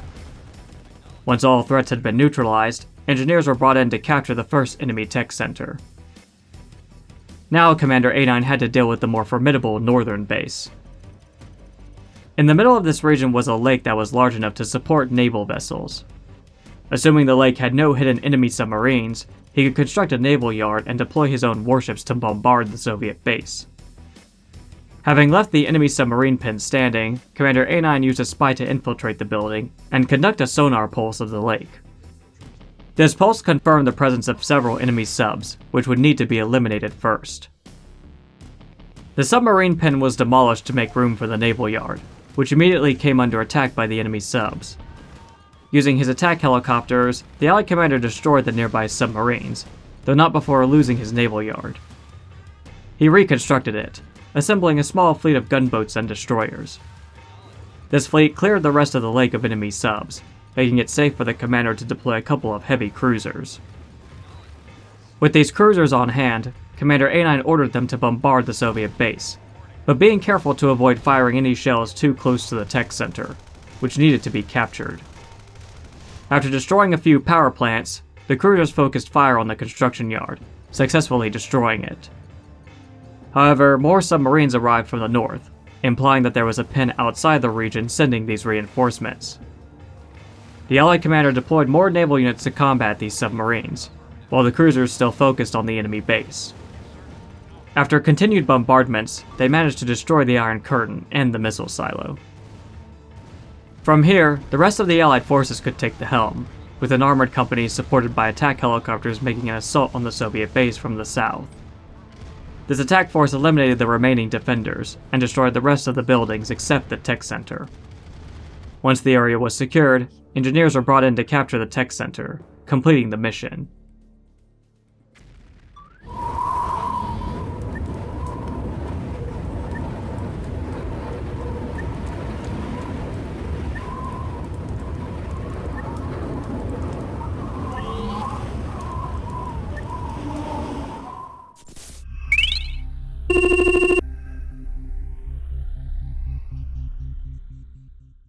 A short time later, Commander A9 received a transmission from Landcom 16 headquarters, congratulating him on the success of his last mission, whilst also providing details on his next one.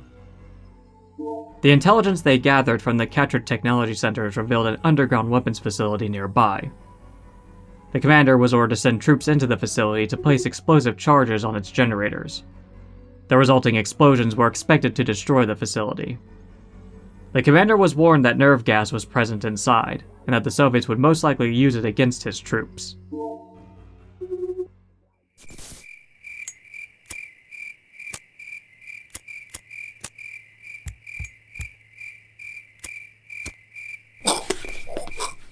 Commander A9 split his forces up into two strike teams, which entered the underground facility from a couple of western entrances. For the purposes of this report, I'll be referring to the northern team as Alpha Squad and the southern team as Bravo Squad. The Soviets were aware of the Allies' presence and prepared to fill the whole facility with nerve gas. The preparation would take about 45 minutes, so both squads needed to move quickly. Alpha Squad was initially blocked by a flame tower, but after accessing a nearby computer terminal, one of the engineers managed to disable it. With this obstacle out of the way, Alpha Squad moved into a garage housing 4 uncrewed heavy tanks. The squad eliminated a few troops guarding the garage, but couldn't go further due to another flame tower blocking their path. With no way to destroy this tower, Alpha Squad contacted Bravo Squad to see if they could disable the tower on their end. Bravo Squad had a spy with them who scouted the facility ahead. The spy discovered a garage with mobile radar jammers. Whether these were captured Allied ones or reverse-engineered Soviet vehicles, he did not know. Past this garage was a recess in the wall with a computer terminal, guarded by a single grenadier. The spy surmised that this terminal could be used to shut down the flame tower blocking Alpha Squad. After receiving this report from the spy, Bravo Squad moved into the garage, clearing it of enemies by targeting gasoline barrels nearby. Bravo then moved east, eliminating the lone grenadier, and had one of their engineers access the terminal. The engineer was indeed able to use it to destroy the flame tower to the north, enabling Alpha Squad to continue through the facility. Alpha Squad moved east down a long corridor, eliminating any enemies along the way. They arrived at an intersection, which split into a second corridor which stretched north. Behind some nearby crates, one of the engineers acquired a box of medical supplies, which he shared with the rest of the squad. Heading north down the second corridor, Alpha Squad arrived in a room where the first control center was located, denoted by a large computer terminal. Clearing the room of Soviet guards and technicians, the first explosive charge was placed by the engineers. While all this was happening, the spy from Bravo Squad headed south, discovering a room that housed the second control center. As the rest of Bravo Squad made their way down there, they discovered their own medical crate, using it to patch up their troops, with the rest of its contents being procured by their medic. Bravo Squad fought their way into the southern room. Once the room was clear, their engineers placed an explosive charge. After this charge was placed, a few Allied reinforcements arrived from the western entrance. Bravo Squad's spy headed east, finding a large room with various machinery. At the south end of the room, he found the next control center, and radioed in for the rest of the squad to move in. Bravo Squad charged into the room, eliminating the guards and technicians inside. An engineer placed a charge on the second control center.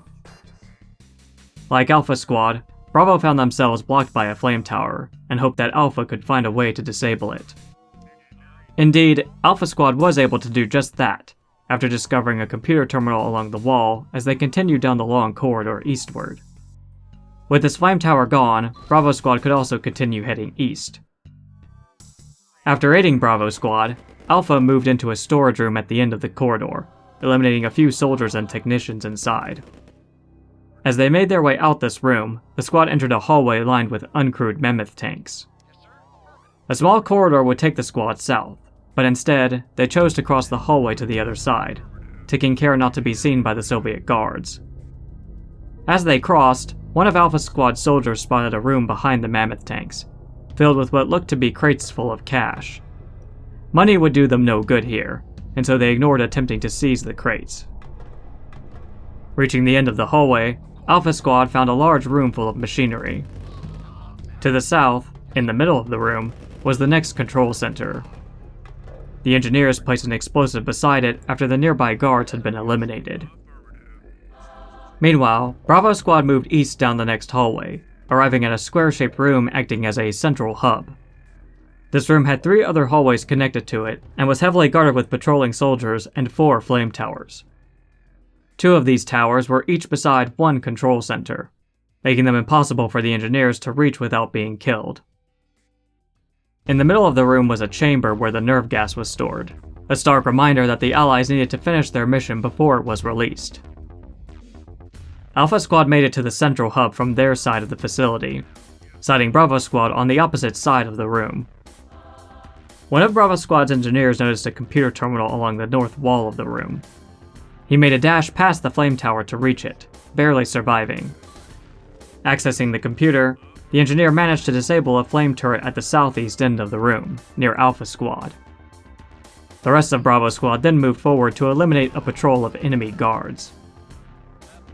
Alpha Squad moved to the southeastern end of the room, and one of their engineers accessed the computer terminals beside the gas chamber. Though he wasn't able to turn off the gas preparation sequence, he was able to destroy the northwest flame tower, allowing Bravo Squad to link up with Alpha at the southern end of the room. Bravo Squad's spy headed down the southern hallway, finding a computer terminal within a recess in the wall. An engineer arrived to access this terminal, thinking it would destroy one of the flame towers in the central room. Instead, the terminal caused an Allied-controlled flame tower to activate in the garage to the south, killing all the Soviet infantry there and destroying some uncrewed V-2 rocket launchers. Heading west from the garage, the spy discovered another control center. Troops from both squads made their way into the garage and through the western hallway. A single flamethrower infantryman was on guard in the room, and one of the Allied soldiers baited him towards some explosive barrels. Once the enemy was close enough, the barrels were ignited, engulfing the enemy infantrymen. As the engineers made their way toward the room, one of them accessed a terminal along the hallway, using it to disable one of the flame towers guarding a control center in the central room. One of the engineers waiting in the room noticed this development, and rushed to set an explosive on the control center. The Allied troops in the south made their way back to the central room, finishing off a couple of V-2 launchers along the way. A few more Allied troops arrived from the southern entrance, acting as reinforcements for the two squads, which were now combined into one. Only the southeast wing of the facility had yet to be uncovered, and the spy made his way in that direction. He discovered a room which had a terminal guarded by an attack dog along the west wall. At the south end of the room was a Soviet officer giving orders to 15 troops, a composition of riflemen, grenadiers, and flamethrowers. Behind these infantrymen were a couple of flame towers and a few barrels. All but a few of the Allied troops stayed behind in the central room, the main group heading south to face these defenders. Some of the Allied soldiers moved along the room's western wall and took out the attack dog guarding the computer terminal unnoticed. An engineer then gained access to the terminal, using it to short-circuit the flame towers, causing them to explode and kill all Soviet infantrymen, except for the officer. After killing the officer, the group moved east to a final room, where the second-to-last control center was located. After placing explosives, one of the engineers accessed a computer terminal at the north end of the room. Using it disabled the flame tower guarding the last control center in the central room. With this defense gone, an engineer was able to place the last explosive beside this control center. With only a couple minutes to spare, the Allied strike team made it out of the facility before the nerve gas was released, setting off the explosives as they exfiltrated the area.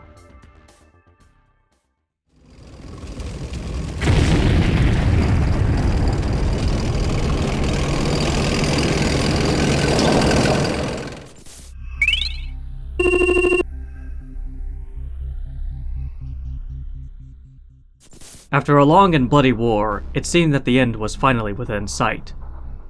The Allies prepared to strike Moscow, where Stalin was making his final stand. High Command placed much of its faith in Field Commander A9, whose victories throughout the war enabled the Allies to reach this point. Before the assault, the commander attended one final briefing with all the Allied generals inside a tent located close to the front lines. I assume everyone can handle the orders they have been given? Any questions? Good. Give him hell, boys. Dismissed! Commander, your efforts in this war have earned you a great honor. You, Stavros, and myself will personally lead the direct assault on Moscow. With all the other fronts covered, it is up to us to destroy Stalin's fortifications and remove the Soviet seat of power. You have also earned the right to be the first to test the newest addition to our arsenal, the Chronosphere. With this to help you, even Stalin's new Iron Curtain will not be able to stop us. Einstein wanted me to warn you that the Chronosphere could produce unknown side effects. Be careful when using it. Even we do not understand its full power. Yes. Use it cautiously. Get going, and give Stalin hell. We will see you in Moscow!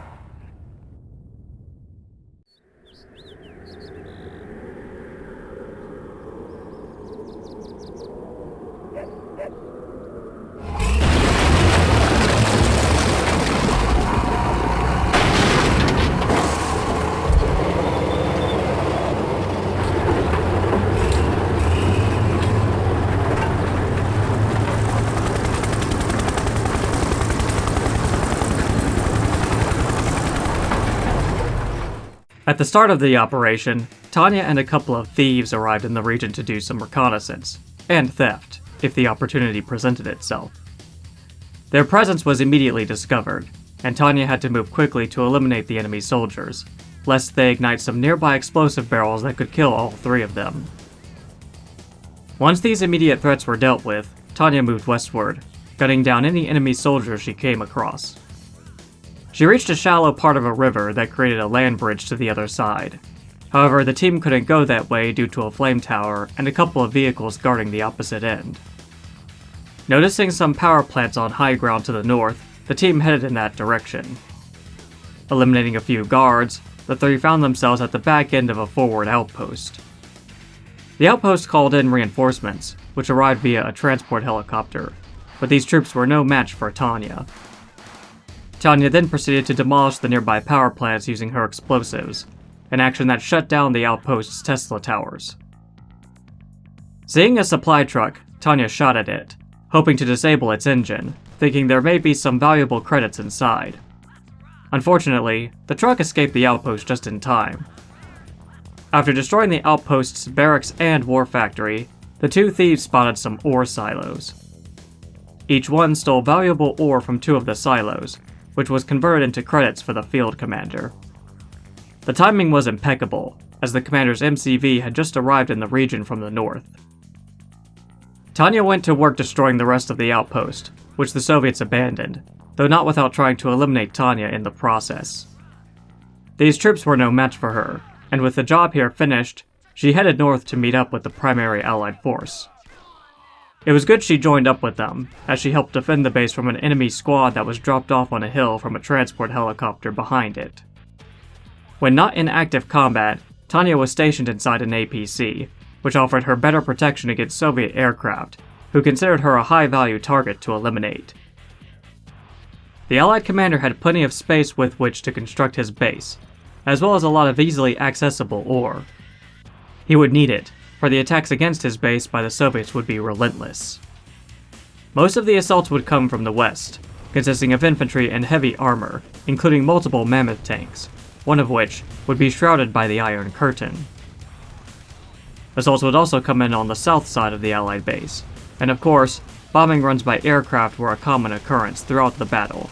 This even included Hind attack helicopters targeting the commander's power plants. The commander received intelligence that a church to the west of his base contained a stash of credits. Destroying the church proved this intel reliable, acquiring the crate among the ruins. Once Commander A9 got a squadron of attack helicopters stationed at his base, he began using them to go on the offensive, primarily by destroying defense structures and armored units which made up the Soviets' outer defense perimeter. A short time later, the commander received satellite reconnaissance of the region from his tech center, giving him a better idea of exactly what he was up against. In the west was the Soviets' primary base, which was massive. The north end of the base was where the Iron Curtain was located, surrounded by power plants, and well protected with a couple SAM sites and a Tesla coil. At the center of the base, surrounded by a concrete wall, was the command center, where it was believed Stalin was located.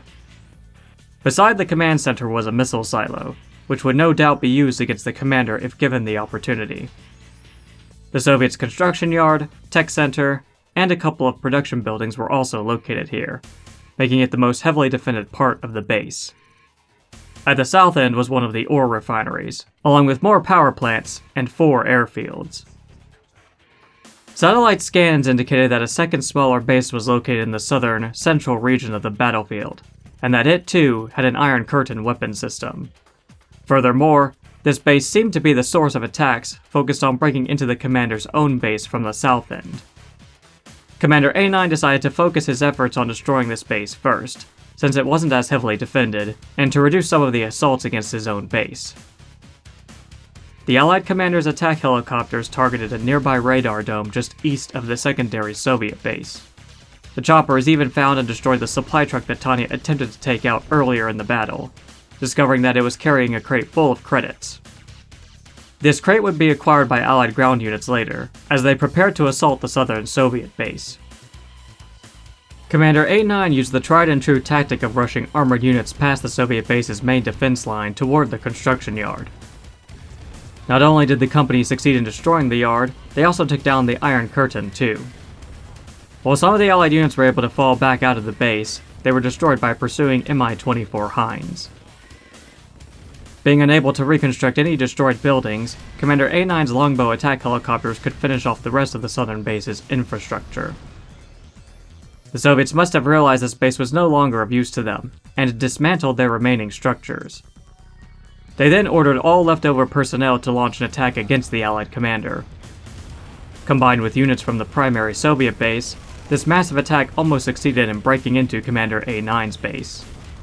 Thankfully, his defenders held strong, repelling the assault. Commander A9 could now focus on the primary Soviet base, which would be a challenge to crack. This was the moment when he decided to construct the Chronosphere, already having a plan for it in mind. Though it took some work, the commander constructed a naval yard in the lake to the west of his base.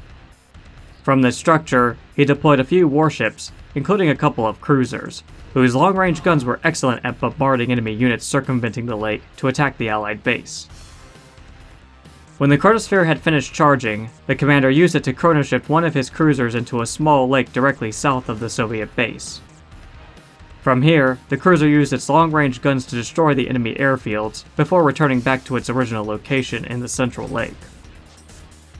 Commander A9 sought to perform another such attack. First, he used his longbow attack helicopters to destroy a Tesla coil, then chronoshifted a mobile artillery vehicle in close proximity to the second Iron Curtain. He hoped the crew could destroy the Iron Curtain before the Soviets caught on to the plan. Unfortunately, the defenders responded quickly, saving their weapon, though in a heavily damaged state. So much was the curtain's damage that the Allied commander deemed it worth sending a squadron of attack helicopters to finish it off, even if it meant the loss of a couple choppers to nearby SAM sites. The commander received word of an anomaly that had appeared just west of his base. This anomaly looked to be some kind of vortex. Scientists at the tech center believed it was a tear in the space-time continuum, and they advised that no unit should get near the vortex. Unfortunately, one of the ore trucks didn't receive this transmission in time, and was destroyed by the vortex, which disappeared afterward. The appearance of this chrono-vortex made Commander A9 hesitant to continue using the Chronosphere, for fear that another vortex may spawn and jeopardize his mission. Thus, the destruction of the Soviet base would have to be achieved with brute force. After a series of air raids, along with a focus on hunting down enemy ore trucks to cut funding, the Allied commander felt he was ready to launch a direct assault on the Soviet base. The first wave would attack from the south and north ends of the base. The southern attack force smashed through the defenses, destroying a barracks and Tesla coil. Engineers exited an APC, making their way into the enemy construction yard and capturing it. This achievement was short-lived, as another nearby Tesla coil destroyed the yard. As the rest of the southern force continued their engagement, the northern Allied attack force moved in. The northern group took heavy casualties, but managed to destroy a barracks, war factory, and a few power plants before succumbing to the Soviet defenses. With the northern group wiped out, the enemy defenders shifted south to eliminate the remaining Allied units there. While the first wave may have failed, it had crippled the Soviet base into an unrecoverable state. Now it was up to the second wave to finish the job. The Allied units were told to destroy everything to make sure no one could take Stalin's place. No sorrow, no pity, no remorse. The attack began, with the southern force easily destroying what remained of the Soviet infrastructure there. However, they were slowed when attempting to break down the concrete walls protecting the command center. Meanwhile, the Northern Strike Force had made their move, destroying the last refinery and then the barracks, before focusing down the remaining power plants. Both strike forces met in the middle, supported by a squadron of longbows, which destroyed the last Tesla coil, along with the missile silo. All that was left was the command center and a nearby church, both of which came crumbling down to the onslaught of Allied firepower. Even with the destruction of these buildings, a few surviving Soviet units refused to surrender, fighting to the death. When all was quiet, victory had finally been achieved. In the aftermath of the battle, the Allies searched the ruins for any injured survivors. Stalin's body wasn't found until long after the battle was over, beneath a pile of rubble. The official report stated that he was killed by the falling debris of the command center, as the building came crumbling down around him. Though a few documents state that there was a rag found in Stalin's mouth. Some scholars speculate that perhaps some of Stalin's generals, or other high-ranking confidentials, turned against him, attempting to silence him so they could broker a ceasefire with the Allies. Others speculate that Stalin survived the destruction of the command center, and was gagged afterward to prevent him from being found alive. Decades later, an Allied veteran of the battle made an extraordinary claim, saying that Stalin wasn't killed by falling rubble, but by General Nikos Stavros. It is true that Stavros had developed a particular hatred for Stalin due to the destruction Soviet forces brought upon Greece during their invasion. Nevertheless, most scholars dismiss this rumor as nothing more than the misguided tales of an old veteran. There is simply no evidence that an upstanding general like Stavros would allow his personal vengeance to supersede his principled obligations as a representative of the Allied cause. I would note that even if this rumor was true, it would be difficult to find anyone who could blame Stavros for committing such an act, which paled in comparison to the atrocities Stalin sanctioned as leader of the Soviet Union.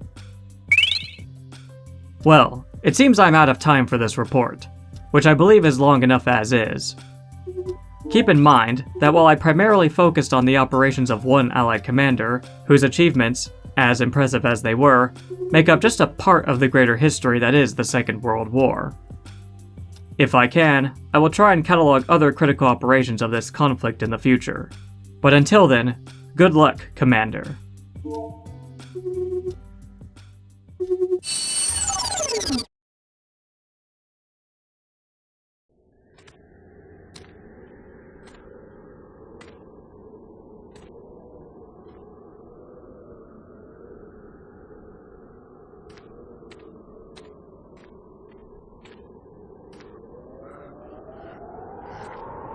Over here! I found someone! Jeez Louise! It's Stalin! Figures that bastard would survive. Well, orders are orders. Come on. Help me get him out of here.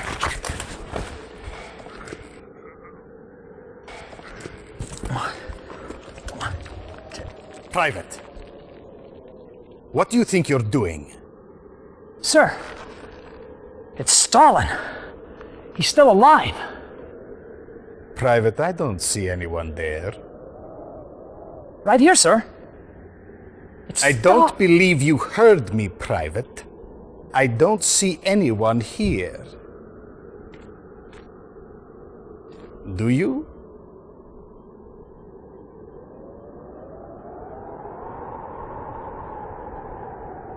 No, sir.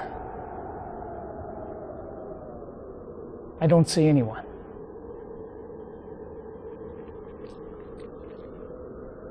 Must have been the wind I heard. That's what I thought. Now move out.